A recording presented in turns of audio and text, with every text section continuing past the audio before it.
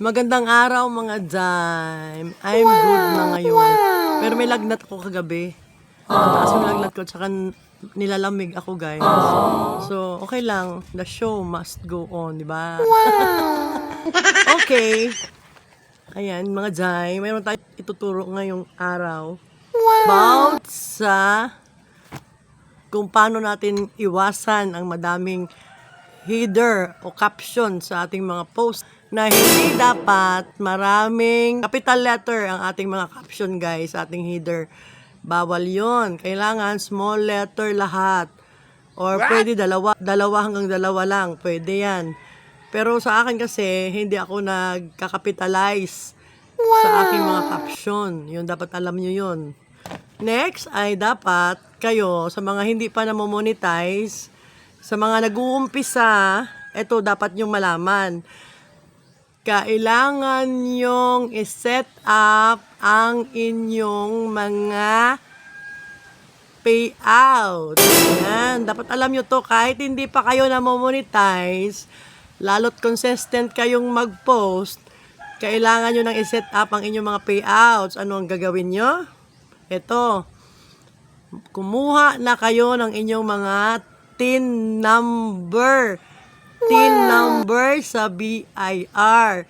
Kasi number 1 yun na requirements, ang ating TIN number. Mahirap kasi pag magpi-payout na tayo, nagpi-payout na tayo, tapos wala tayong TIN number. Mag-i-expired yung ating mga payments, lalo na sa star. Kasi pag hindi pa tayo na-monetize, tapos meron na tayong mga stars, mag-i-expired yun. So, kailangan ready na kayo sa inyong mga TIN number. Kumuha na kasi mahirap pumila. Matagal. So, mag-advance na agad kayo para habang kayo'y minomonetize, habang kayo'y nag-aantay sa waitlist, meron na kayong set up ng TIN number sa inyong mga payouts. And take note, guys. Wag nyo yung kalimutan. Limutan ba ako? wala. Tips na ibibigay ko sa inyo bukas ay makakatulong din yun sa inyo. So, dapat lagi nyo yung tatandaan. Okay? Guys, ito pa pala, bago ko makalimutan. Kapag nagpo-post tayo at maglalagay tayo ng mga hashtags, di ba? Naglalagay tayo ng hashtags, hindi natin yung kinakalimutan dapat. 3 lang na hashtag. 5 yan. So, dapat 3, 4, okay na yun. Pero, wag nyo nang lalagyan ng mga Facebook Challenge 2025, hindi ganon. Halimbawa, nag-post kayo ng pagkain ng shrimp. Lalagay nyo doon, shrimp, cooking. Kaya, lutong bahay, mga ganon ang ilalagay nyo. Kung ano yung pinost nyo, dapat doon kayo nakatutok. Lagyan nyo rin ng FYP, mga ganon. Pero, minsan lang, pitik lang.